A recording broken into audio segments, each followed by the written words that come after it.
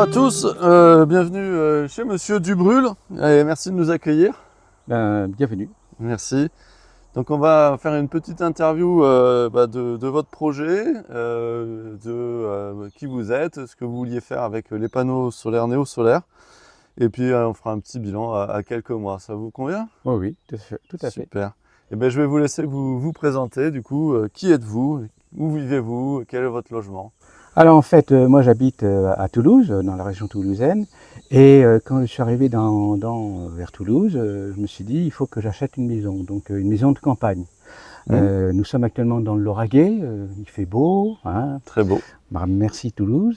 Et en fait, j'ai acheté la maison dans le cadre d'un investissement à long terme. Donc l'objectif étant d'avoir un lieu de campagne, de villégiature, avec des travaux, parce que je suis fervent de bricolage. Vous aimez bricoler. Et aussi un jardin, donc 4500 m², donc qui représente beaucoup de travail.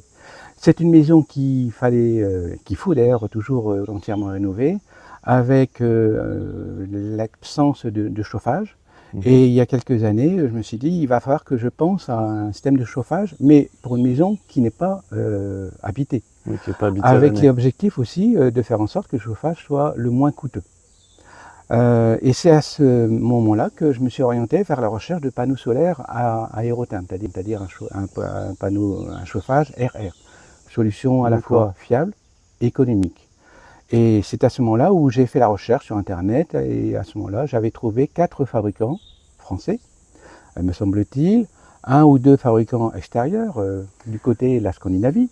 D'accord, je les connais effectivement. Donc si j'ai bien saisi, vous aviez une maison, donc c'est une résidence secondaire que vous n'habitez pas à l'année et vous aviez besoin d'un système de chauffage que vous vouliez le plus économe possible. Et donc cet enjeu, comment vous l'avez travaillé, comment vous en êtes arrivé à une solution de chauffage solaire aérothermique? Alors en fait, il est arrivé un problème suivant, c'est que j'ai une maison qui a la particularité suivante, c'est qu'elle est semi-enterrée.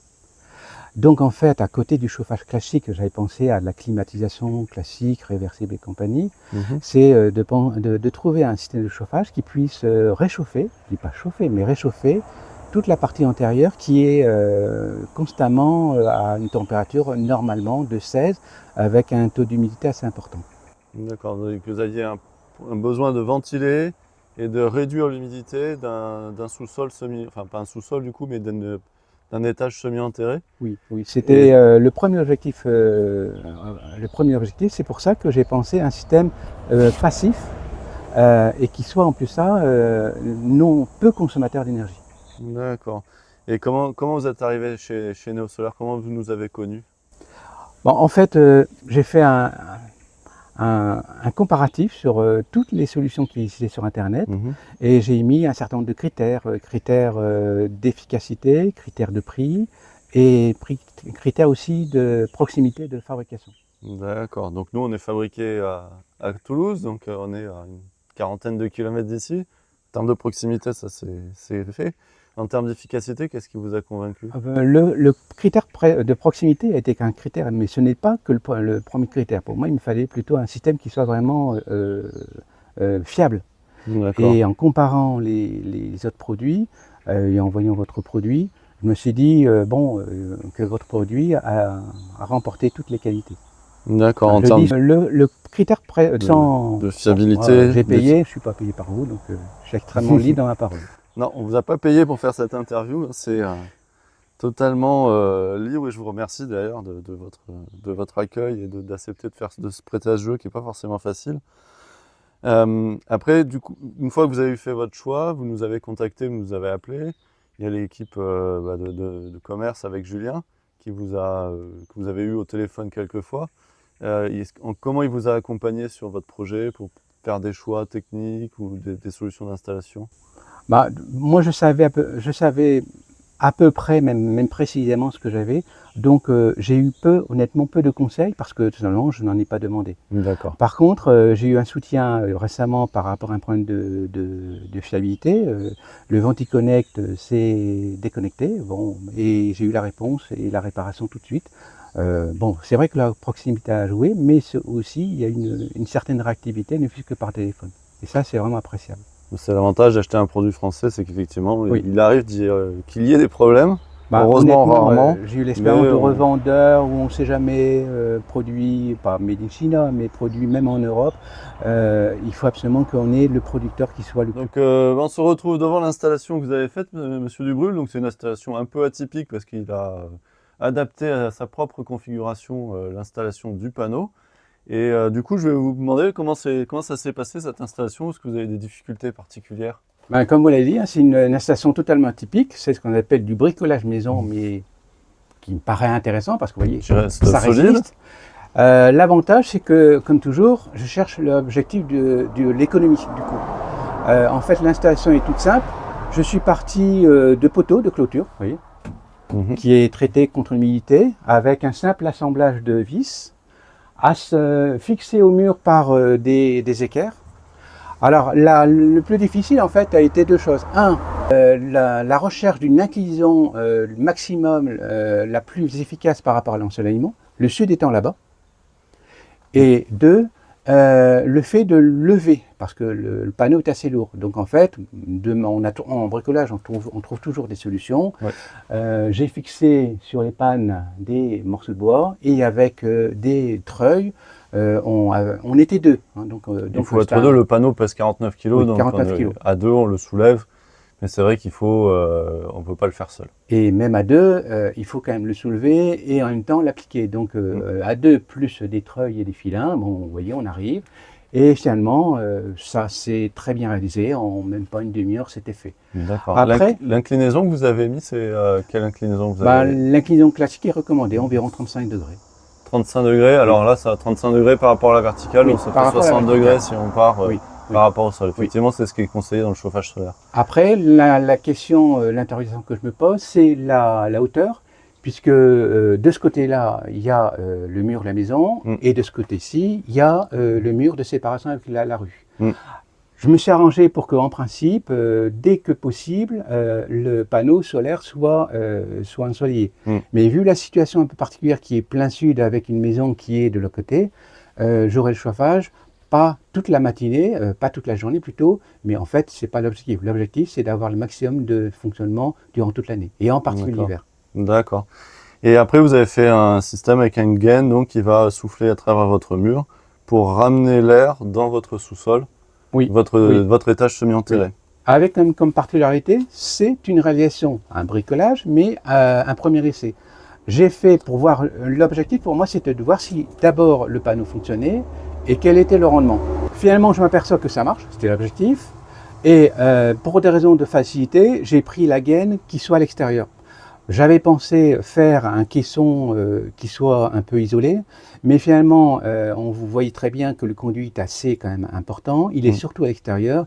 Et l'objectif, c'est de percer directement le mur au niveau du sortie du panneau, de telle manière à ce que le conduit soit placé non pas à l'extérieur, mais à l'intérieur. Donc gain de place et esthétiquement. Et quand vous dites ça marche, plus précisément, c'est qu'est-ce que vous avez constaté qui vous fait dire que ça marche?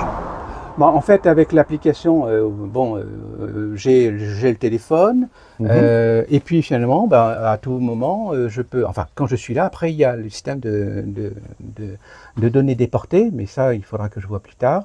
Eh bien, on a une application qui permet, de voir quelle est la température qui est définie, bon, moi, le maximum, et surtout, quelle est la température à la sortie du panneau, et quelle est la température à l'intérieur de la maison.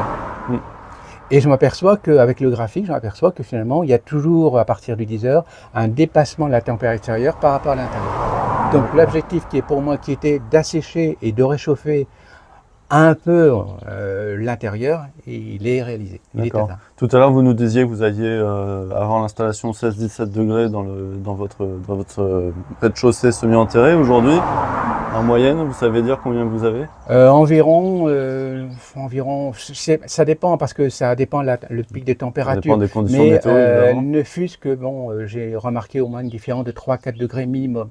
Après, ce que j'attends surtout, c'est des résultats durant l'hiver. Et ça, à mon avis, la différence, le différentiel sera nettement plus important. D'accord, parce que là, ça fait quelques mois que vous l'avez, donc vous n'avez pas encore tout le retour. Deux mois, donc c'est en début de printemps, donc et puis c'est pas la meilleure. Bon, après, il faut voir un peu l'objectif, mais déjà ça marche.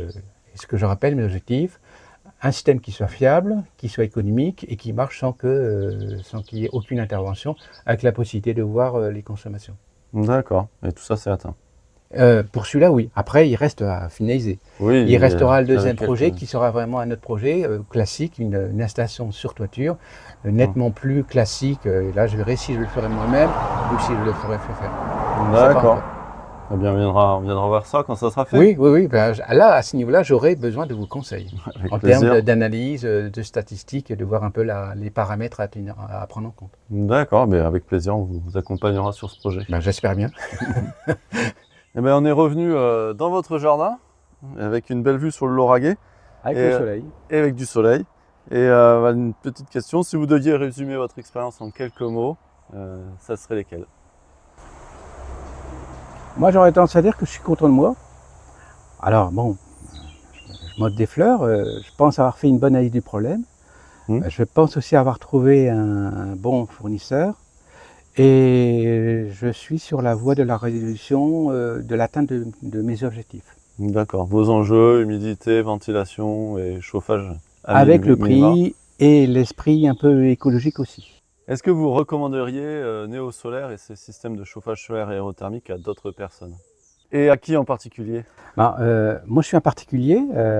Bon, vous avez vu qu'en tant que particulier, on peut le monter soi-même. Si on n'a pas l'assurance ou la faculté, on peut le faire monter, que ce soit en façade ou en toiture. Oui, certainement. Après, je pense qu'il faut peut-être réfléchir un peu plus à long terme sur une solution globale. C'est-à-dire, là, vous avez vu, c'est un point de chauffage sur une salle, une pièce en sous-sol.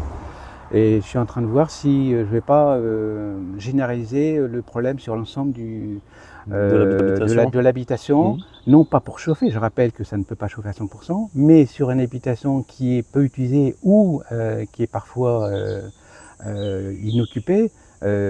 Pour moi, c'est une solution qui est certainement fiable et aussi économique. Oui. D'accord, n'hésitez pas sur ce projet global à nous appeler et on vous donnera les conseils pour dimensionner, pour voir où situer les bouches de soufflage, quelles sont les différentes configurations ou options qu'on propose pour justement répondre globalement à une habitation. Merci d'avance alors. Avec plaisir. Eh bien, merci beaucoup pour votre accueil et pour toutes les réponses que vous nous avez données, pour cette belle installation que vous avez faite. Et je vais vous laisser le mot de la fin. Le mot de la fin pour ceux qui hésitent encore. Et puis si vous voulez nous rajouter un petit message, c'est avec grand plaisir. Honnêtement, la réalisation que je suis en train de faire, qui n'est pas encore terminée, c'est le fruit d'une longue réflexion. Je pense avoir fait le bon choix, honnêtement. Après, je peux me tromper, mais j'ai quand même essayé de mettre toutes les cartes de mon côté. Et je pense que ce système de passif qui est fiable et qui est économiquement rentable remplissent toutes les conditions pour finalement aller dans le sens d'une meilleure conversion énergétique. Et puis, bon, il y a quand même des enjeux qui sont devant nous. Alors si chacun individuellement peut faire quelque chose, j'espère y contribuer, honnêtement. Voilà. Eh bien, merci Monsieur Dubrul. Merci. À bientôt À la pour prochaine. peut-être une prochaine interview sur votre installation plus importante. Qui sera fini cette fois-ci. Voilà. Et merci à tous.